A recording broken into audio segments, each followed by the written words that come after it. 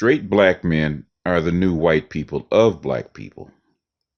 It feels counterintuitive to suggest that straight black men as a whole possess any sort of privilege, particularly the type of privilege created for and protected by whiteness. In America, we are near or at the bottom in every relevant metric determining quality of life. Our arrest and incarceration rates, our likelihood of dying a violent death, our likelihood of graduating high school and attending college, our employment rates, our average net worth, our likelihood of surviving past 70. I could continue, but the point is clear. But assessing our privilege or lack thereof of these facts considers only our relationship with whiteness and with America. Intraracially, however, our relationship to and with black women is not unlike whiteness's relationship with us. In fact, it's eerily similar. We're the ones whom the first black president created an entire initiative to assist and uplift. We're the ones whose beatings and deaths at the hands of the police galvanized the community in a way that the beatings and sexual assaults and the deaths that those same police inflict upon black women do not. We're the ones whose mistreatment inspired a boycott of the NFL despite the NFL's long history of mishandling and outright ignoring far worse crimes against black women. We are the ones who get the biggest seat at the table and the biggest piece of chicken at the table despite making the smallest contribution to the meal. And nowhere is this more evident than when considering the collective danger we pose to black women and our collective lack of willingness to accept and make amends for that truth. It's a damning and depressing paradox. When speaking about race and racism, we want our concerns and our worries and our fears to be acknowledged. We want white people to at least make an effort to understand that our reality is different from theirs and that white supremacy is a vital and inextricable part of America's foundation. And we grow frustrated when they refuse to acknowledge their role, historically and presently, in propagating it. When the racism isn't blatant or doesn't appear to exist at all, we want them to give us the benefit of the doubt, because we've trained ourselves to be able to sense it, even in minute and barely perceptible amounts, because our safety depends on our recognition of it. We share how it feels to be stopped by a police officer, or perhaps to walk into an all-white bar and have each eye trained on us, or perhaps to jaunt down the street in an all-white neighborhood. And we want them to understand how words and gestures they consider to be innocuous can be threatening, even if there's no intention of malice.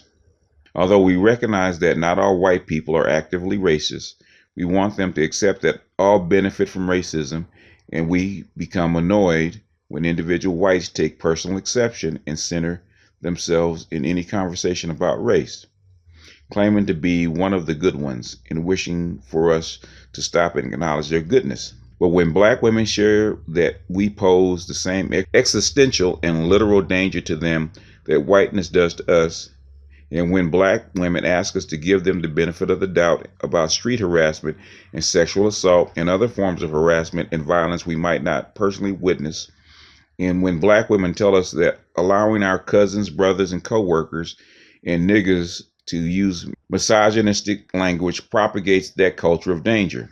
And when black women admit how scary it can be to get followed and approached by a man while waiting for a bus or walking home from work, and when black women articulate how hurtful it is for our reactions to domestic abuse and their rapes and murders to be what women need to do differently to prevent this from happening to them, instead of what we men need to do differently to prevent us from doing this to them. Their words are met with resistance and outright pushback. After demanding from white people that we're listened to and believed and that our livelihoods are considered, our ears shut off and our hearts shut down when black women are pleading with us.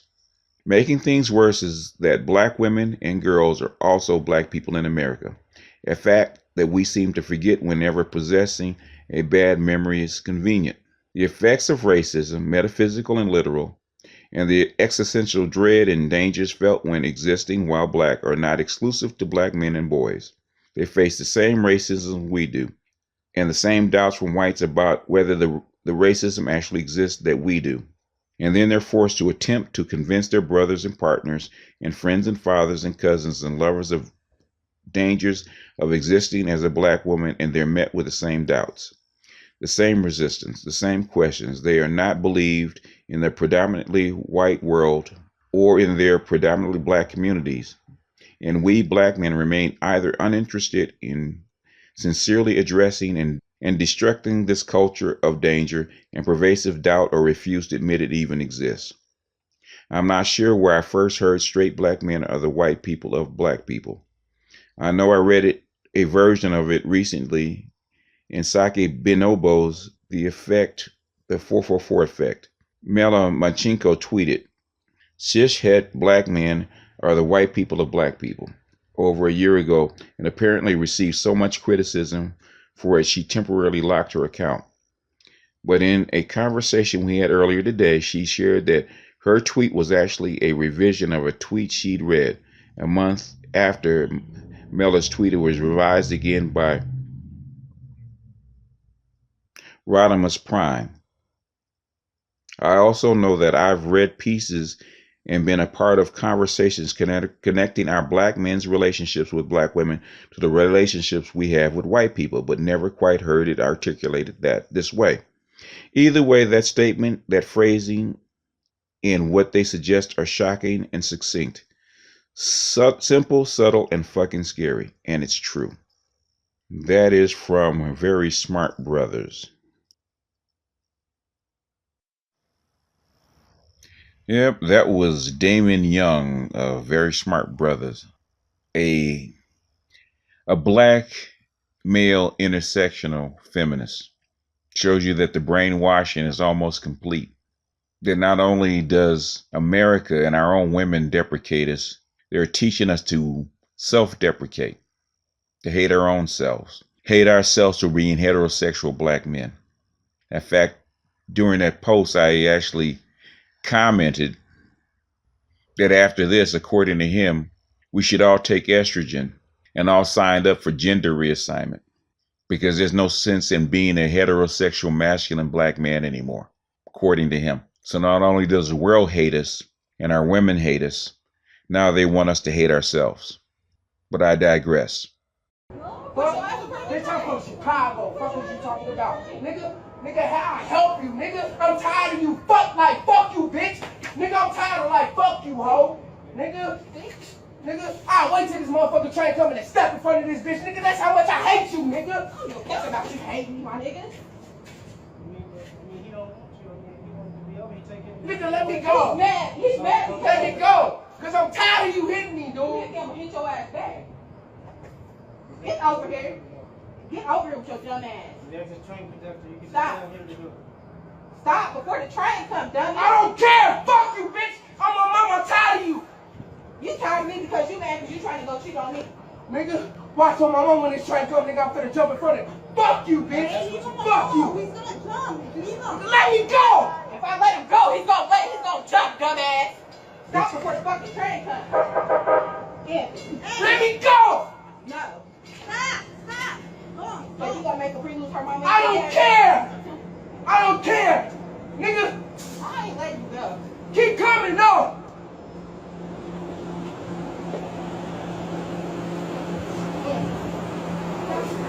Let me go. No. Let me go. You're gonna go to jail. No, come on. Get your phone. Well, tell the police that. Get your phone. Tell the police that. No. Come on. Get your stuff. No. Get your stuff before somebody pays you. No, I don't care. Did you try to break it? I don't care. I didn't try to break it. Fuck that shit, nigga. I don't give a fuck about none of that shit, nigga. I want my freedom. Fuck you, bitch. You don't have no freedom, man. You're fucking mentally retarded. I don't care. Stop. You making me this way. You drive me fucking crazy, bitch. Let me fucking go. Let me go. Let me go. Let my hands touch the machine. Let me go. Now that piece that you just saw was from Flight Height. And those people were in Los Angeles, right along the blue line. And you can see the young man struggling, trying to get out of the relationship that he has with his baby mama, to the point that he was ready to commit suicide to get away from her. And you can hear him cry out that he didn't want her, and all he wanted was his freedom. That's all he cared about. And he was willing to throw himself in front of the train and commit suicide to have it. And what did she say? She said, "You ain't got no freedom." Basically saying what I have said all along, that in this gynocracy, black men are property, just as white women were to white men 150 years ago. Black men are property of black women. And we keep seeing it over and over and over again. Even in the piece, or Damon Young, excuse me, that black men, because we want to have some kind of autonomy, project our rights, that black women's rights and black women's safety and black women's everything should take precedence over our own. Even when our bodies pile up in the prisons and in the morgues, they want to take credit for and step over our bodies to get some kind of recognition from white people, basically. At the end of the day, black men have no rights black women are bound to respect. We should always defer, take second place, and walk 10 steps behind our black women. Even though he named all the categories that black men were at the bottom of, that doesn't matter. At the end of the day, we should still defer to everybody else. In his next and last piece, we're going to hear Guy King and Black Ram 313 talk about how in this lopsided, upside down gynocracy that we live in, that black women have the man's role and black men are the new black women, and how we're supposed to be part of their harem in subservience to their biological and sexual and psychological nature. At the end of the day, we're property. We have no rights in this society, not only from our own women. Exactly. What I find amazing, pretty much every man that I know, for the most part, with a few exceptions, every man that I know who is living with a woman, was a woman living with him, he is taking care of children by another man with the woman he's with. He's taking care of some other man's children. I really don't have anybody that I know that's exceptional if that woman has children. It's usually by another man, and the guy is more than willing not only to take care of those children, but to make all kinds of sacrifices for them, which to me, I think, shows the low self-esteem level most black men have, that you don't even think yourself worthy enough, if you want to start a family, to start your own family instead of one that's already made for you. And this has been a big problem in the black community for eons. And the reason why this is such a problem is when you allow women to make mistakes and not have to pay for them, no accountability. In other words, she can have sex with as many men as she wants, has as many children as she wants, and still have dating options. So basically rewarding her for her misjudgments, which you don't even think is misjudgments. So the roles have been reversed. It used to be a time when it'll be unfathomable for a man to wife up a single mother. And actually that's polyndry, because you have one woman with multiple men in her life via baby daddies, or baby daddy, whatever the plural form is of baby daddies, right? So she has these males in her life. Meanwhile, the man most of the time is, single, getting with this woman and have no children of his own. So he's a willing participant in her literal harem. So now black women literally are black men. Meet the new black man is the black woman. Meet the new black woman is the black men. So it's completely flipped to where the female not only is the lead, but she gets to have multiple men in her life, while she has a male who's disguising himself, where is really immensely a woman at home, aiding her with her children. Amazing. And these dudes will fight you. They'll fight you for pointing it out. I got family members that if you were to take a picture of their woman with another man and show it to them, these dudes would probably want to fight me for showing it. Wow. That's how bad it is. Wow. Zeno FHD TV, you say you need your women mistake free. Yeah, that's going to be hard, man. It's going to be difficult to find in America, bro. Now, I'm not going to be a hypocrite.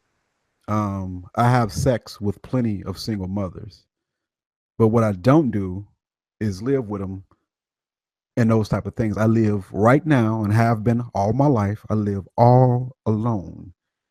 This is not a single mother zone right here. Now, there's some guys that's in that situation. I'm not trying to disparage them. Sometimes we find ourselves taking the red pill after we've made all of these mistakes, and that's fine. But I'm not here to beat up on brothers.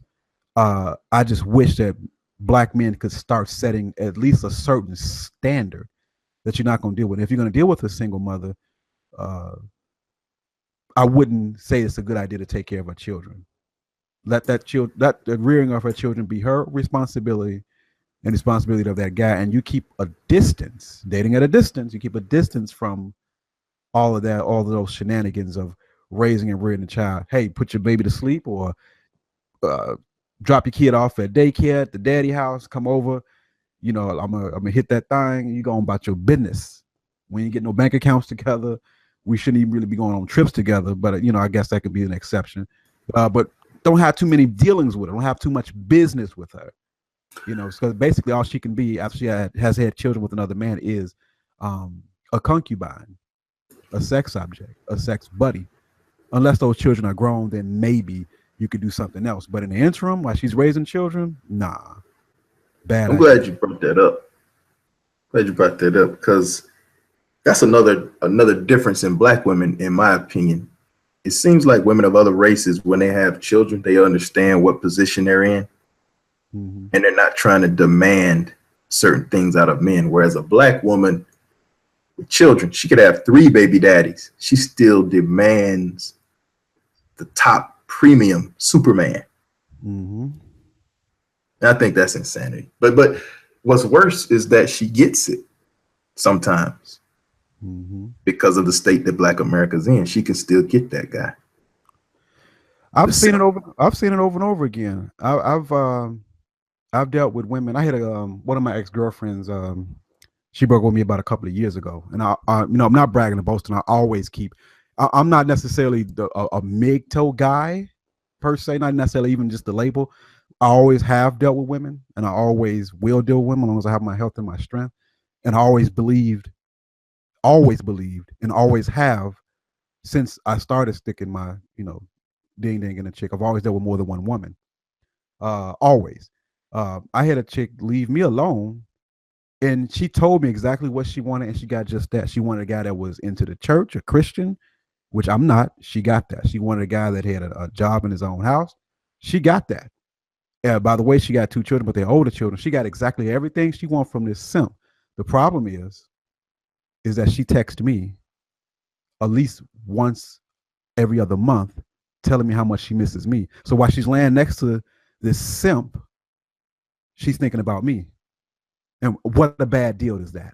I mean, this guy doesn't know, but he's getting played, at least on an emotional level. Yeah, and a lot of them, like I said, they don't want to know that they're being played. They'll be upset at the messenger. Yep.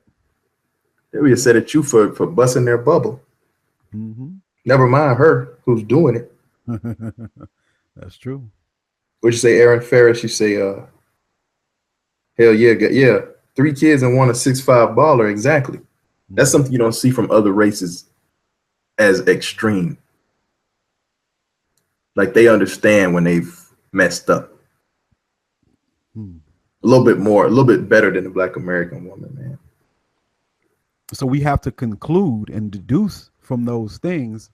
She wants a 6'5" baller with 3 kids. The biggest problem with the Black female, well, at least one of them, is that she's completely insane, out of her mind, and delusional.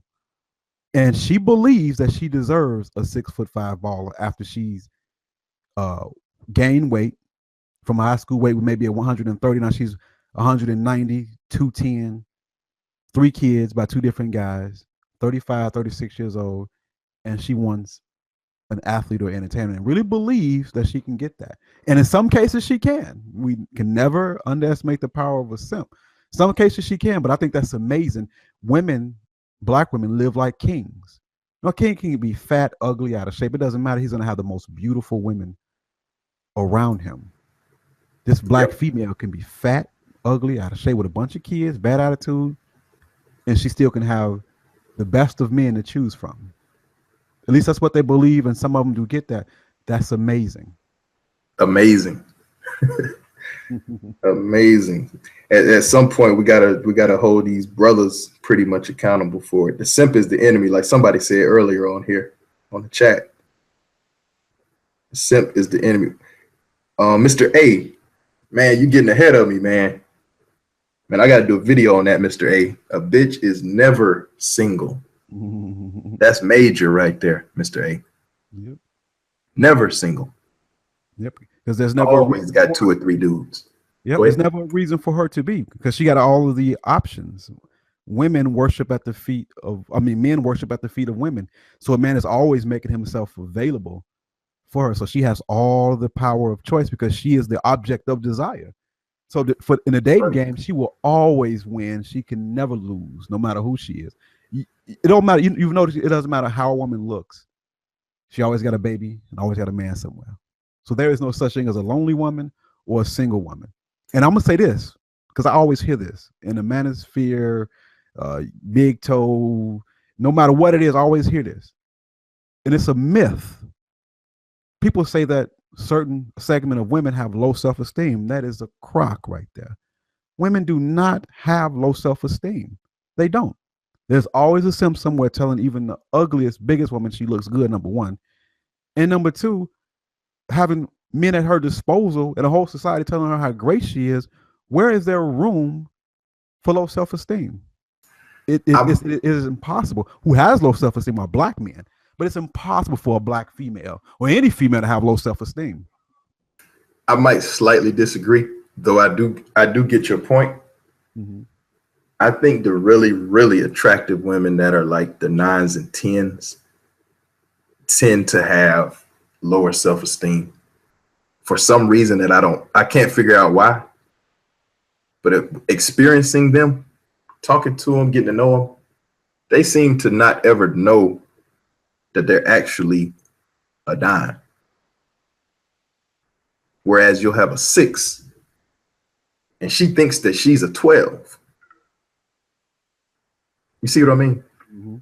I think what it is that you just have advanced stages of narcissism. I think the 6 is extremely narcissistic, but so is the 10. But they're so narcissistic, and it is so extreme in their narcissism that it's not low self-esteem what we see. What we see is the desire. Now, this may sound far-fetched, but what we see in a woman is the desire to be the one and only God. It may sound extreme. No, I can see that. But think of a beautiful woman is not enough that everybody thinks she's beautiful. She needs the whole world in her adoration. And it doesn't sound right because it's so extreme, but I'm serious. The black female wants to be God himself. She wants to be worshiped and looked like him, looked at like he is. She wants the adoration of the whole world 100% of the time, which is impossible, but that's her extreme narcissism. Now I can see where you're coming from on that. Mm-hmm. Yeah, we got these simps calling them God. Mm-hmm. These dudes need to stop. And she really believes that too. Yep. Yeah, MGTOW, Trill TV. Men getting tired of whores. Exactly. I like that. Yep. Let's see what we got on here. They act so bitchy because they hate themselves immensely. That's what Mr. A says. Yeah, they hate themselves. And they hate you. I think that it's not that they hate themselves. I think that they actually love themselves too much. That's why they act so bitchy. Mm-hmm. Because they want exactly everything to go their way. Like a princess.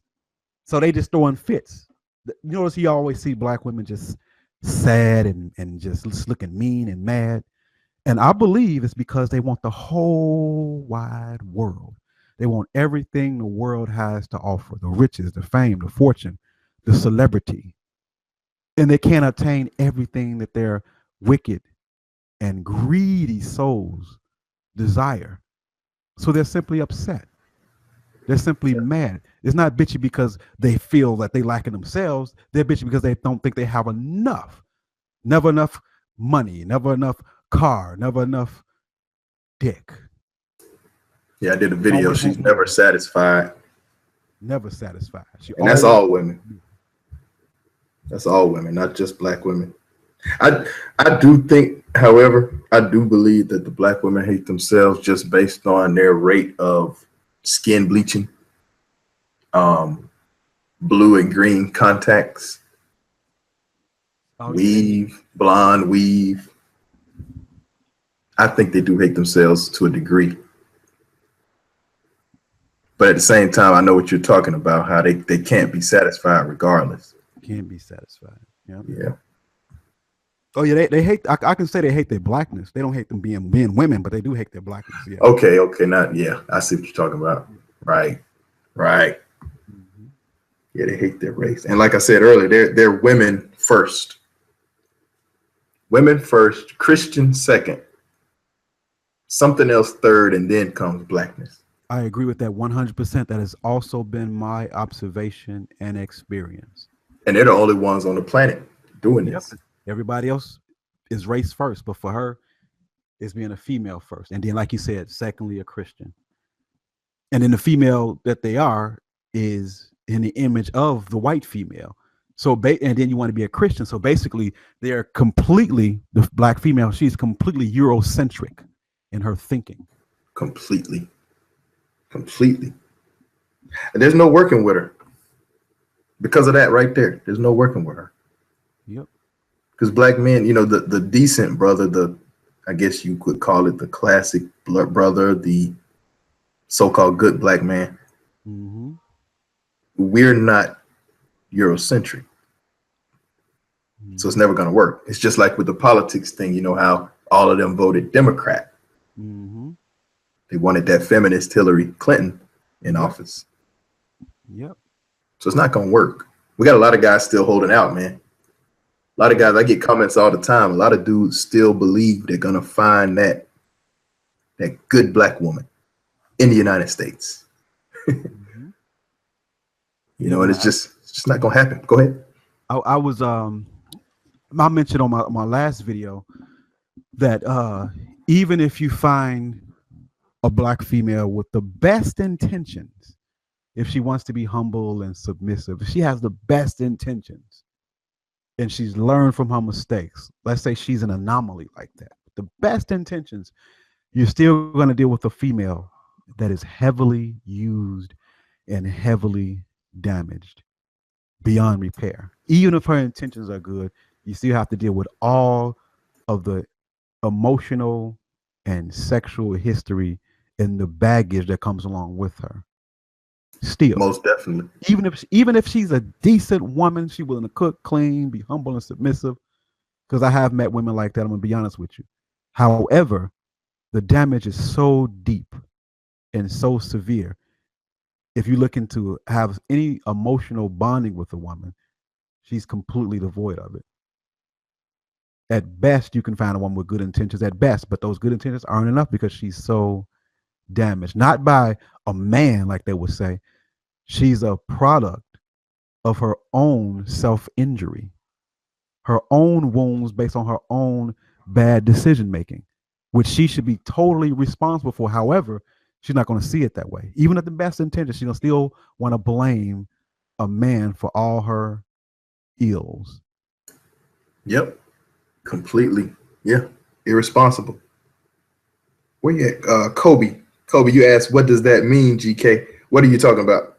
Tell me what you're asking, Kobe. I'll explain it.